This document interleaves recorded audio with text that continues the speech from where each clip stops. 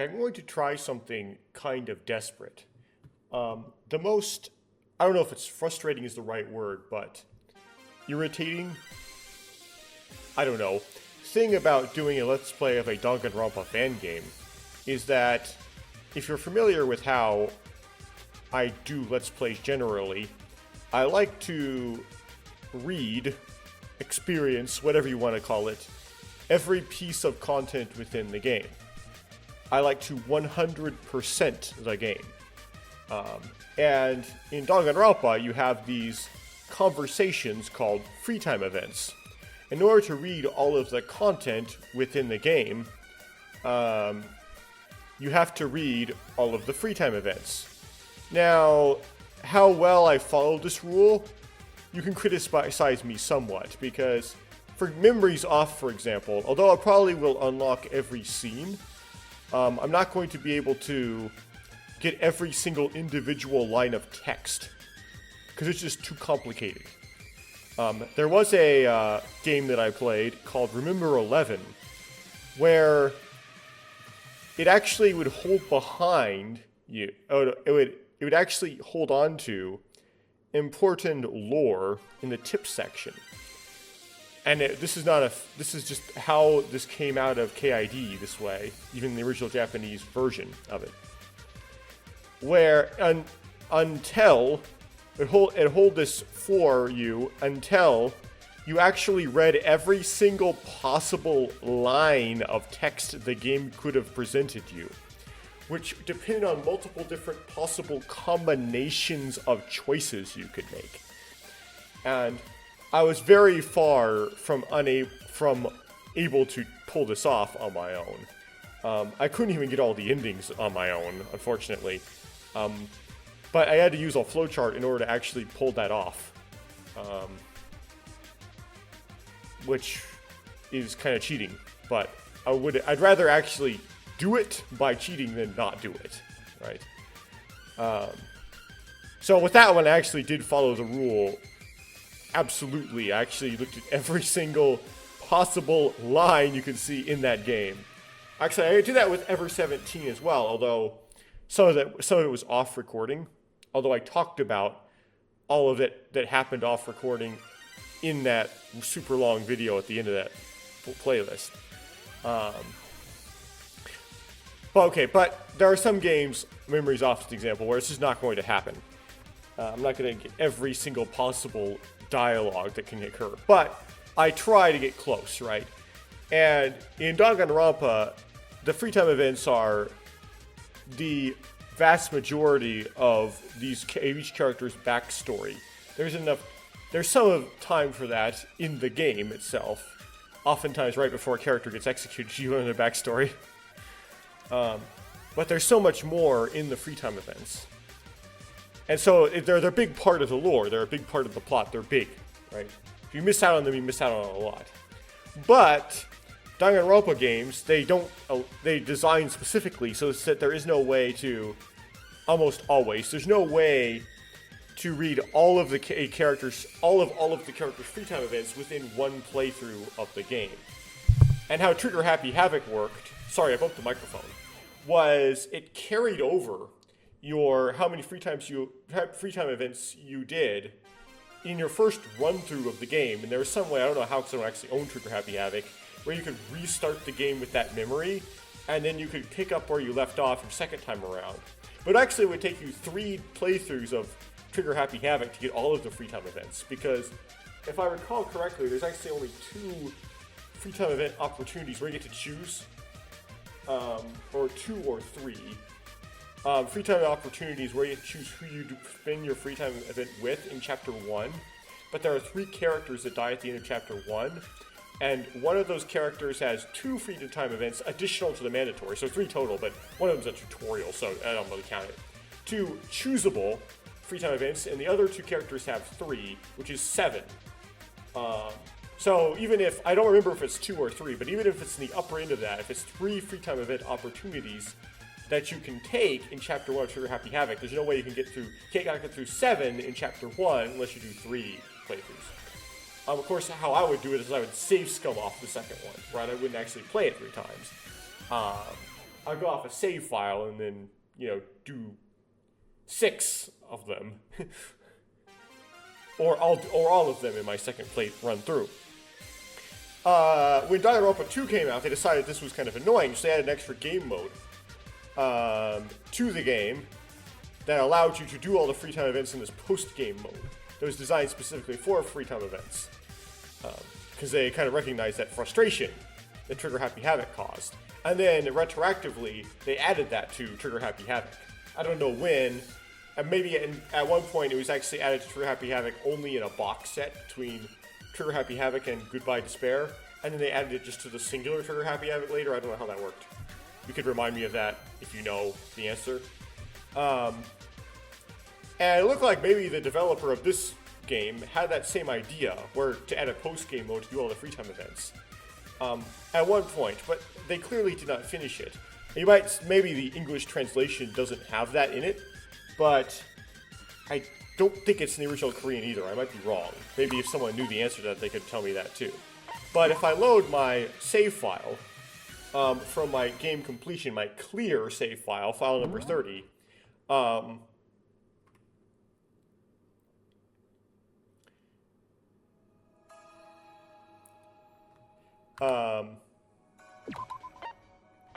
Omake mode, which would be that post-game mode.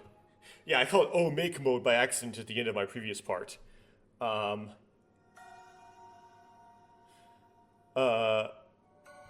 That's like me calling sake, Japanese rice liquor, sake, when I was playing Never 7. I didn't know how to speak Japanese. I didn't know how Japanese worked, okay? I don't know how the romanization worked at the time. It's really silly, though, looking back on it. I look like really horrible. Anyway, Omake mode. It's supposed to be that, but as you can see, there is no Omake mode.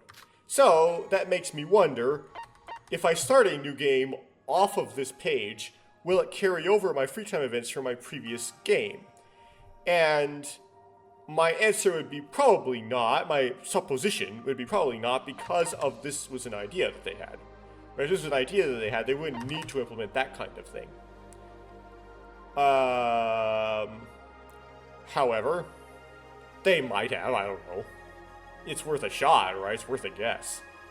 And I might be able to tell right away whether or not they did, because if the free time events carry over, then it would be likely that the skills also carry over. And I bought from Shobai, unless there's some weird setup, I bumped the microphone again, sorry. Unless there's some weird setup where skills that you bought from Shobai don't carry over where other ones do, I would be able to tell very quickly if the skills carried over, because one of Yuri's skills makes the reticle move very fast. And if I see a very fast moving reticle, then I'll know my skills have carried over into the next game. That's the case there, that highly suggests the free time events carried over to the next game. But I don't really know until I get to a free time event opportunity whether or not that happened, until I get the student handbook for sure if that's happened. So I'm going to spam my way through the first part of the game, and then while I am spamming my way through the first part of the game to see if it will carry over, I will talk about the ending of the game, which I didn't really at the end. I talked about gameplay mechanics, but I didn't really talk about my fridge realizations after I stopped recording that, because I was really in a hurry to stop recording when I was recording this Chapter 6 trial. I wanted to get to the end of the game because it was 5:30 in the morning on a Sunday night. Or Saturday, no, it was on a Saturday night, sorry. It was Sunday night, even worse. It was on a Saturday night, and I go to church, you might notice, and so I had to get up at like 8:30 the next morning, and that's 3 hours.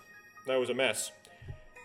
And I have other people in my house that have to sleep, and talking into a microphone in the same house till 5:30 in the morning is rude, and I didn't want to be more rude. Anyway, I didn't think it was going to take that long. That's why I started recording that.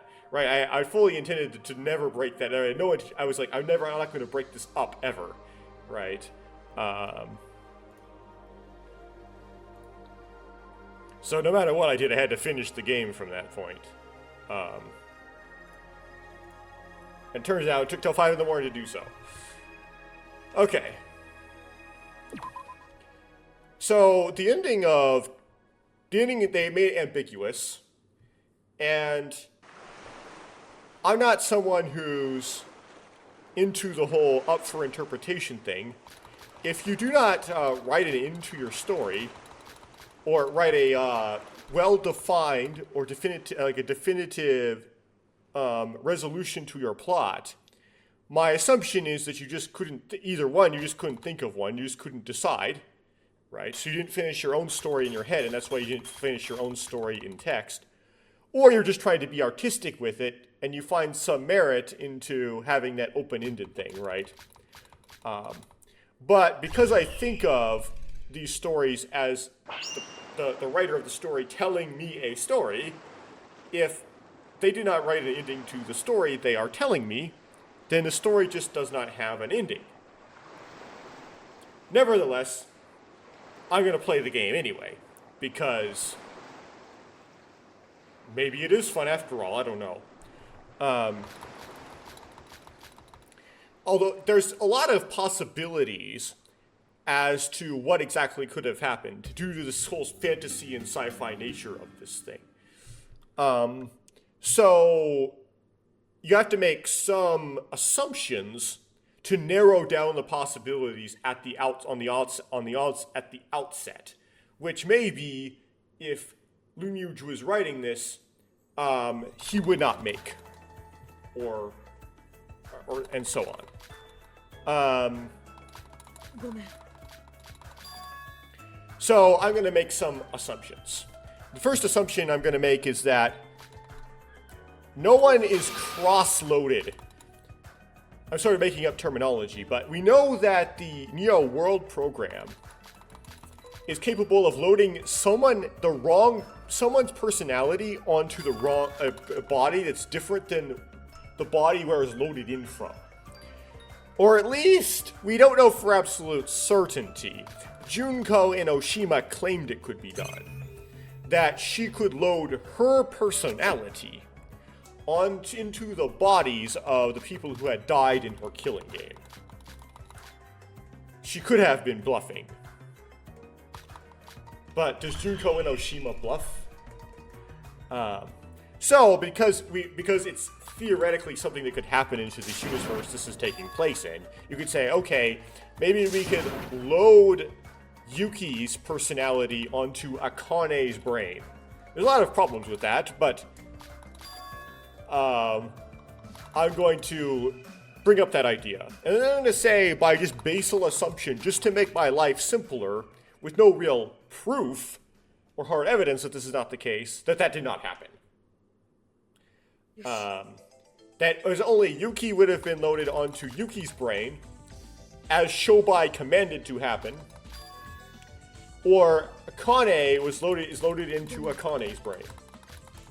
And you don't have them mixing up and going to the wrong brain. It's not, again, you can't really prove that. You could have some crazy explanation like Shobai. Okay, so let's see if I have...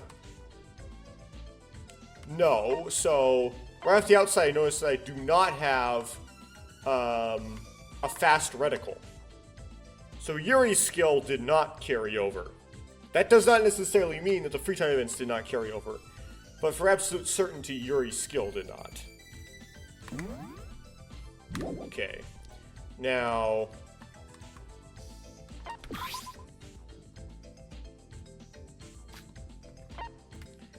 okay, I'm going to set to spam here.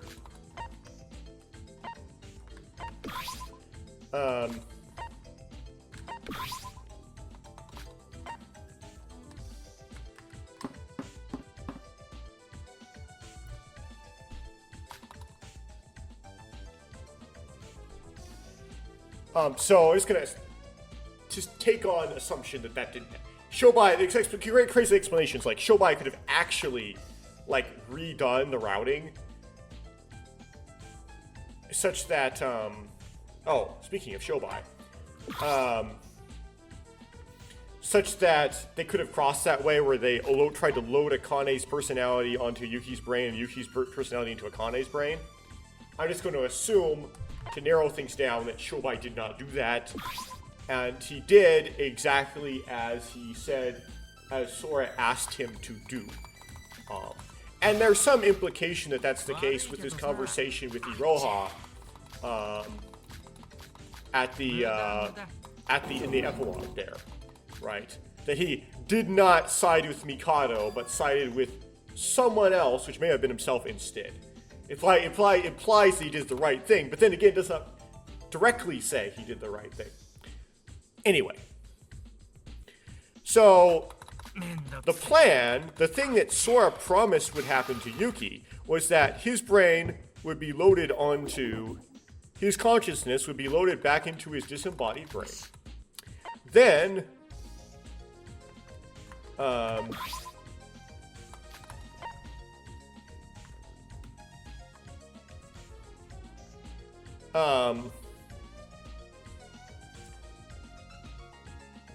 then his disembodied brain would be transplanted into the brain-dead body of Akane Taira.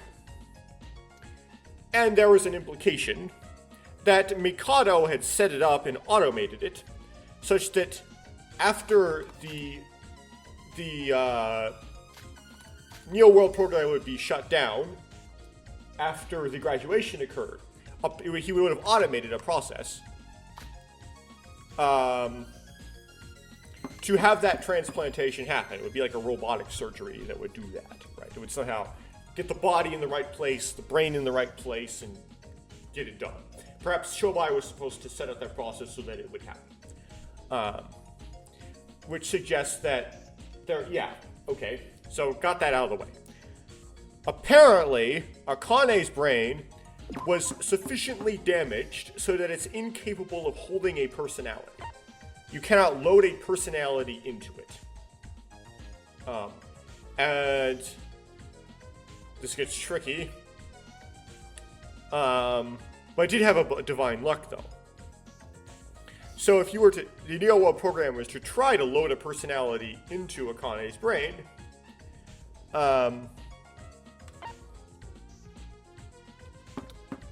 it would just be like the person would just die.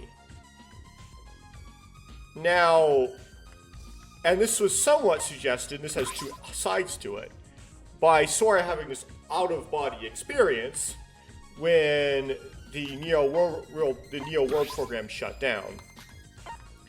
I don't believe you can actually collect coins yet because we haven't got the student yet. They haven't been introduced to that in the tutorial.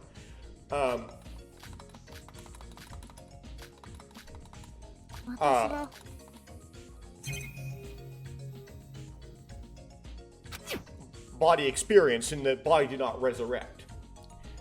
Now, you could argue, okay, well, that's because Sora is incapable of being loaded into a human brain because her architecture is different, so sufficiently different than the architecture that creates a consciousness that's in an actual human's brain. The problem is the Neo World program shut down and tried to load people's consciousnesses back into their bodies.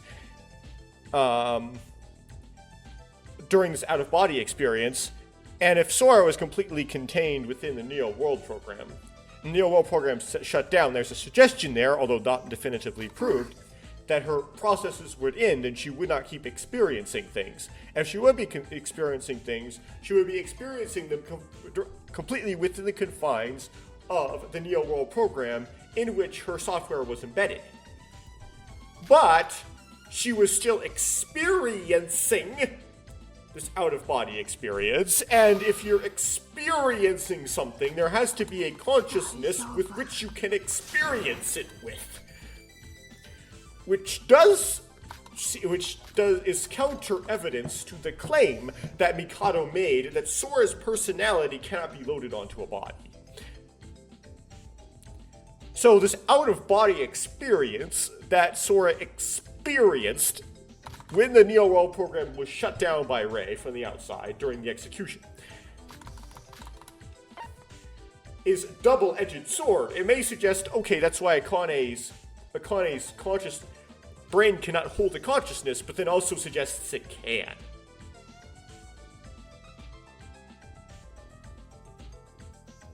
And also refutes that Sora's personality cannot be ran on a human brain,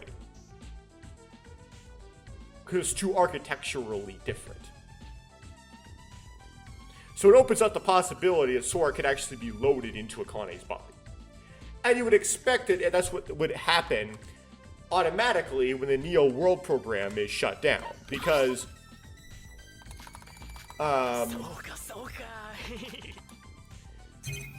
because even though Akane's brain apparently cannot support a personality, it was still hooked up to the Neo World program, and it was able to take the memories of Akane Taira, that some of them must have survived in that damaged brain, and load them into some sort of personality inside.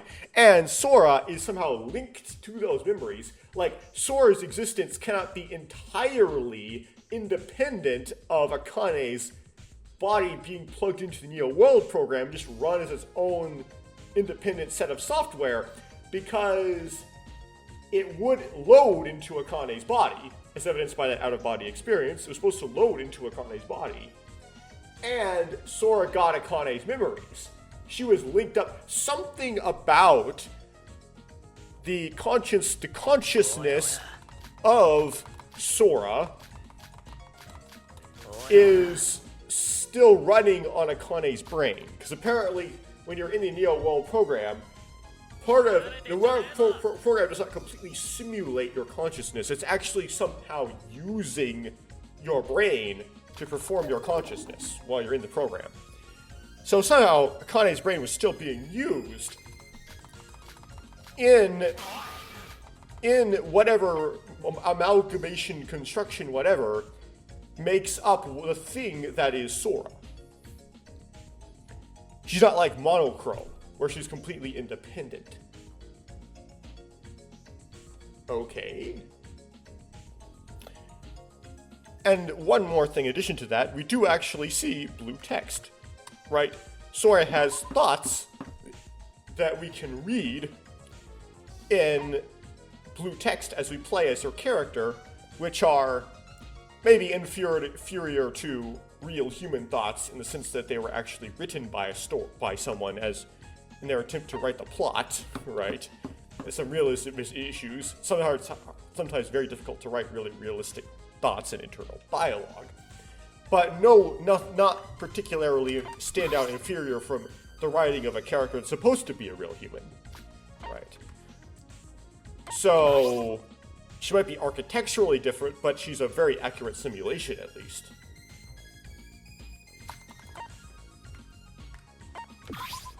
So when the Neo World program shuts down, right, Sora would then, just like it did when it was shut down during the execution, after the graduation, there would be an attempt, again, to load Sora into Akane's body, with whatever remnant is left of Akane. And you would expect, based on what Shobai commanded, that Yuki's consciousness would have been loaded back into Yuki's disembodied brain. Now, we'll get back to this later. Okay. So then what happens? The person, whatever is loaded, and ends up in the body of Akane Taira, gets up in Akane Taira's body before anybody else does. That is all, like, before Rei, before Kinjo, before Shobai, before Yuruko, and the last one who would have to wake up would be Iroha, right? Before any of those guys wake up, the person at Akane Taira body wakes up, gets out of that pod somehow, which I don't know if the paths have locks on them. I don't know if you can get yourself out of your own pod. I presume Yuriko did, so you can. And runs out of there really fast as possible. Just get me out of here, right? Now, there's a suggestion there, right? So, say Mikado automated a surgery that would put Yuki's brain in the body of Akane. After that surgery is over, the person who experienced it, you could use some local anesthetic to make it isn't very much pain for this, but would be in potentially a lot of pain because they had their skull sawed open and then stuck back together. They would need time to heal that skull. They might be under some sort of anesthetic. You would expect that person to wake up last. Again, this fiction and this fantasy and this sci-fi, not necessarily guaranteed, right? It's not a proof. It's just a suggestion. You would kind of think they would probably wake up last. So then waking up first and immediately dashing out of the facility is this suggestion, not really a proof, not really hard evidence, soft evidence, a suggestion that surgery didn't happen. Not really anything about whether or not that surgery would have happened. It's just that it didn't. Perhaps the subject dashed out and avoided it before it happened. And you could try to explain it away. You could say, well, maybe it takes a while, after the Neo World program is shut down for the characters to wake up. When it was shut down during the execution, it kind of seemed instantaneous, but that's not guaranteed to be instantaneous. You don't necessarily, it's kind of boring to write a time skip, right? And so, it just so happened that, after that surgery, just by chance, the person who got the transplant just happened to wake up earlier. The transplanted brain. But it just highly suggests it didn't happen. So there's a high suggestion that the transplant failed. The second thing is the actions taken by the person who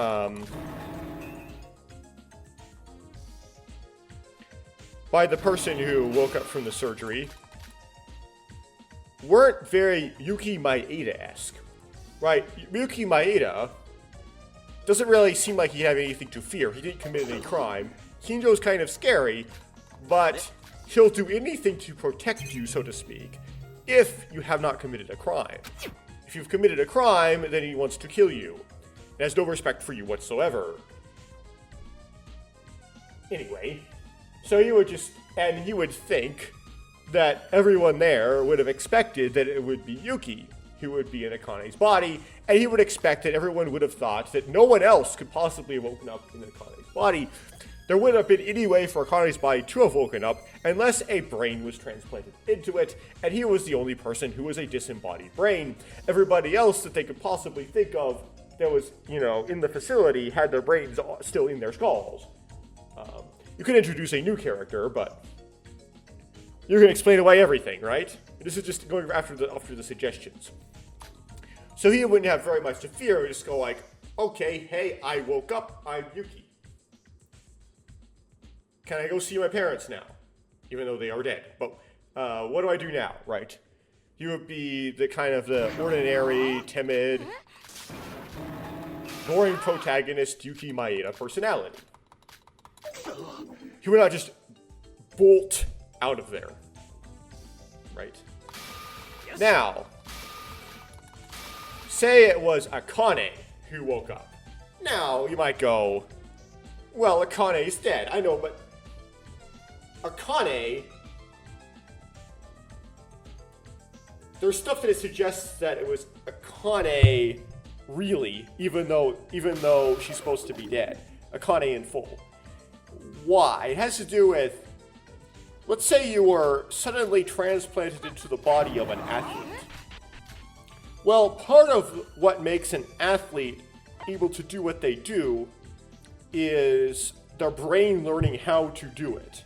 Not purely the physical capability of their body, right? They also have to learn the skill of playing the sport that they play. There is stuff like powerlifting, where you could theoretically just kind of jump right in because there's less technique. There's still technique, there's just less.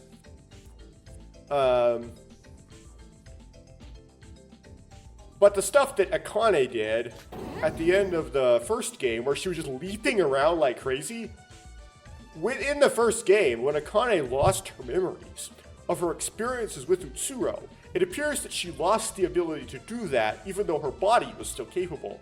It's just because she forgot the skill. Right? You would need someone who would know that skill to be able to do that with Akane. And the things that we saw Akane do right after she woke up, dashing out of the building like a blur, suddenly appearing on that bridge, those were the just blinking around, like whatever you would have called it, that Akane did at the end of the first game like behavior. You would need Akane's skills to do that. Now, Sora did have some of Akane's memory, so you could just say it was just Sora herself, but actually suggest there was a bit of the old Akane still remaining, or the entirety of the old Akane coming back, especially considering Akane's divine luck that she apparently had in that body. Also, Akane would have reason to flee, right? Akane's like, Kinjo, she saved Rei's life at the end, but she would have intent, she would get out of there, escape from Kinjo as soon as possible. Also, Akane would probably not like the idea of sacrificing her life and have her brain, which is now working somehow, being taken out of her body and thrown in the trash in order to be able to house the brain of Yuki Maeda. She would bolt out of there if she realized, oh, a transplant surgery is going to happen because she got Sora's memories from the Killing game. She would get out of there and try to avoid that surgery. So avoid that surgery and avoid Kinjo.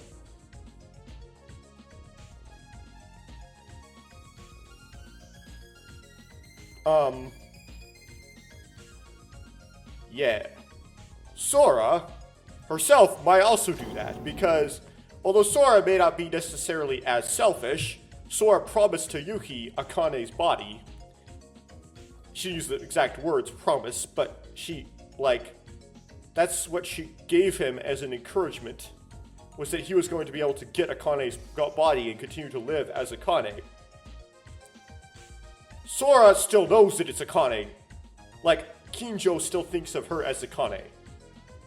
And so she would still have some fear of Kinjo. And maybe some self-preservation could kick in. You realize, oh wait, I can live. I can live! Right?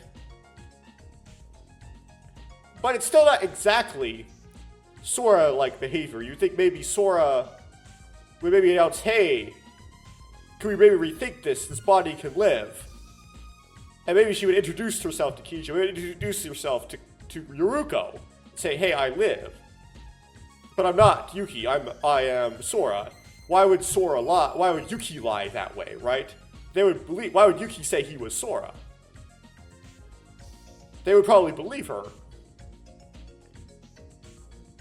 Maybe Sora would try to do the right thing. But then again, Kinjo would be like, nope, we are tying you up, we're knocking you out, and we're gonna kill you. Would still be a bit scary, right? Kinjo would be a bit scary. I mean, Rei would try to second guess it, but Kinjo would be like, nope, this transplant's happening, sorry. Let's resume the process somehow. It's all Kinjo's fault. Sora still might have some inclination to escape. But mostly Akane herself would have the inclination to escape. So the behavior, in short, the behavior of the character after they woke up is very, almost irreconcilable with the behavior of Yuki Maeda. And so it very, very highly suggests that the person who woke up was Akane, maybe Sora, but mostly Akane, or maybe some admixture of the two, some sort of mixture of the experiences and memories and personalities of Akane and Sora. Both of them knowing what they are. After all, Akane is Sora, as Akane said in that rebuttal thing, right? It was like the Akane part of Sora encouraging Sora to continue. So then what happens to Yuki? Well, and this is a fridge realization, Yuki just sits somewhere in the facility as an incubated, disembodied brain, and is essentially put into an outer darkness on Earth.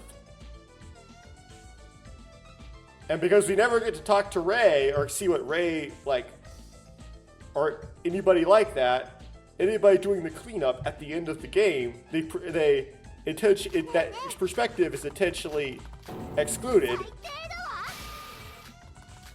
We don't know if they found Yuki's brain or not. We don't know if they managed to get the location of Yuki's brain out of Shobai before they locked him up. So, Lineage never tells us what's going on there. They might not necessarily have to live forever like that.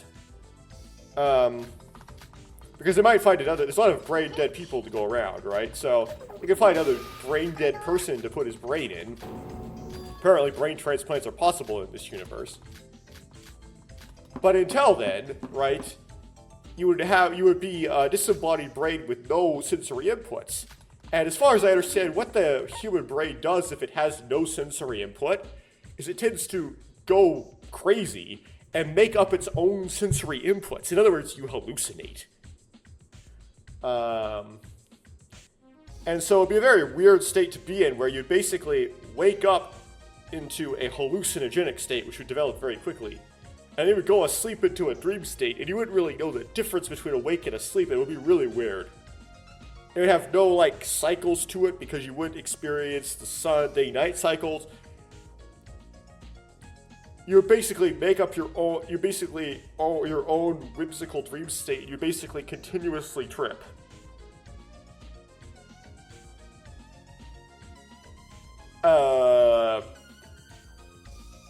Anyway. That's what the suggestion by the information about the ending that Lineage provides is that this ending ends with Sora essentially breaking her promise. I don't know if it's breaking her promise, because she thought that the Akane's brain was dead, right? And it apparently can be revived. But what she says to Yuki to give him hope that he will live, kind of like a promise to Yuki, is broken. Yuki, the person they went down in there into the Neo World program to save, the person they went back for, may have gotten loaded out of the Neo World program and back into his brain, but was not completely and utterly saved, like they were trying to do. And he's lost for how much time we know of as a disembodied brain in a box. And it's kind of tragic. It's kind of fridge horror. And that's it. There's also that weird theory you could come up with where maybe Shobai changed it back and didn't tell Iroha he did. And it's actually Mikado with that disembodied brain. That's another really bizarre ending they could have done. Lineage probably could have even thought of, but he wasn't courageous enough to implement. Where everything that Mikado wants to happen happens. Everything works perfectly for Mikado. But the Sora-Akane combo wakes up first. The brain transplant never happens. Mikado just ends up in a disembodied brain. I mean, if theoretically the transplant could be avoided, how would Mikado think his plan would even work? Because, like, how would he guarantee that the brain would actually end up being put in Akane's body? Was there something in there that he programmed in to delay the waking up of like characters like Kijo and Rei that could have prevented it?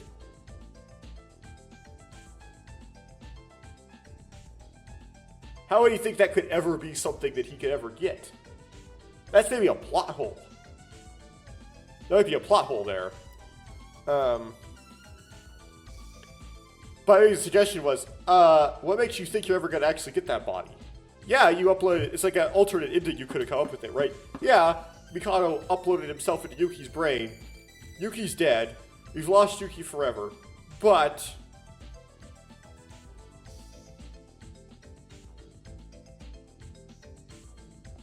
despite that, Mikado, we could just destroy Yuki's brain, which has Mikado's consciousness in it. Really kill Yuki at that point. And then the bad guy's defeated. We didn't get to save Yuki, but at least we don't have Mikado running around. Done.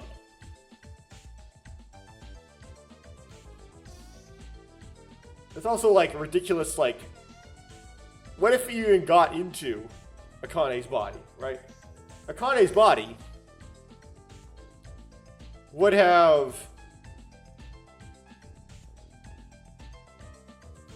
been captured, right? It would have been captured by Kinjo and Rei and all that. You might go, okay, well, Mikado would be able to do what I think this Akane or Sora combo did, and just dash out of there, and they wouldn't have been able to catch him. Because this alternate explanation of maybe who actually ended up in Akane's body wasn't Mikado after all. But Mikado maybe would not have been able to know how to use Akane's body that way, because he had never been Akane and learned what she learned. Sure, he was a super smart or whatever alter ego, but odd. And of course, he like saves Shobai and Iroha in the end. That kind of says maybe he was Mikado. But Mikado was not friends with. Mikado doesn't feel an obligation to do that, and like Mikado was just basically just pure evil, right? The character that we get introduced to under the hood isn't necessarily like pure hammy evil. You know, it's like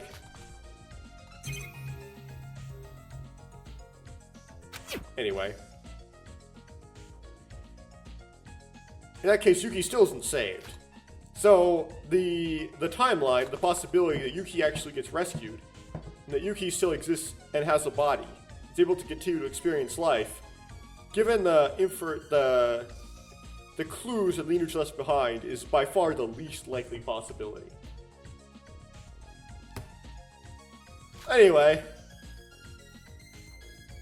is this a good ending or a bad ending? I don't know, I kind of judge it isn't really the best, because I prefer complete endings. I prefer everything to be explained, everything to be wrapped up, everything to be defined by the author, because that way the author knows what they're writing and completes their story, finishes their work. It's just unfinished if you don't finish it, basically. I like the uniqueness. I like how it differs from your expectations. And isn't just a copy of the ending of, it like takes elements of the ending of Goodbye Despair and makes a different variation on it. Like a different way to like, how that kind of proposal, that kind of rock and hard place at the end could have turned out differently. And how a completely different set of characters could have responded differently to the same sort of situation. I like that, and I like how the entirety of Lineage's games does that. So it takes these ideas from Danganranpa and does something that's similar, but then also completely different.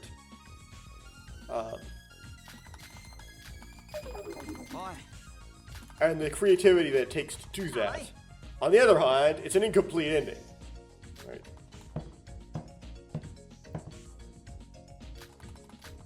Albeit, the most probable completion of it is quite dark. And it seems a little bit odd for me to say because I kind of like the incomplete ending of Remember 11, right?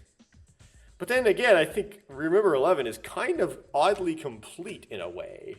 Just like Uchikoshi would have said in that interview, like it has everything in it he wanted to have in it. You can kind of get the whole story anyway.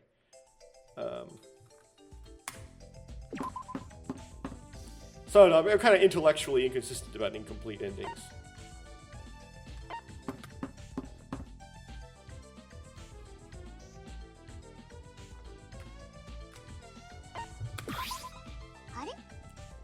Okay, so at this point, since I've talked enough, I'm going to pause the encoding, and I'm going to come back once I got my student handbook. So it's going to be a big jump forward. Okay, I finally got to a stage where I could open the handbook, and to do so I had to span through when Kanade says that she likes Corpse Party, and Sora's like, why did I save Yuki? What's a bigger mystery at this point is why did Shobai tried to stab Yuki. Do you not know what the rules of the killing game was going to be? But, maybe he was secretly trying to ruin the plan.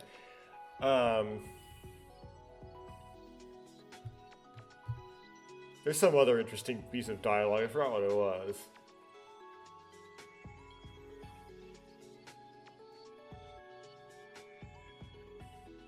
Anyway.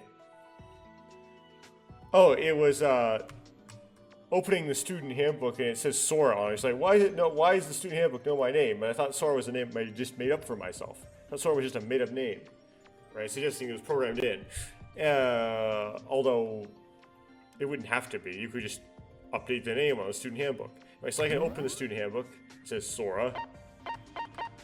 Let's see what the profile stuff looks like here.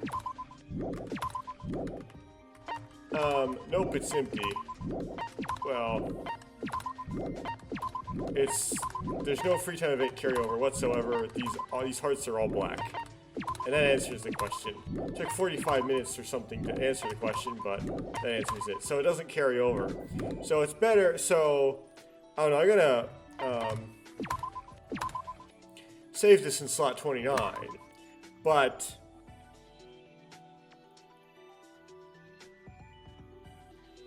this doesn't help. I'm gonna have to dig up some save files like those in, like, say, slot 1 and such. Some of these earlier slots. Files 2, 3, 4, 5, those kind of slots. And try to use those. If I want to do, say, Yuri's and Hajime's free time events, I have to use those slots. Or I could just work off my one I just saved in 29, just use Yuri's and Hajime's off that. Or maybe everybody's off of that. Except for Otori, you'd have to go into chapter 2 to do Otori's.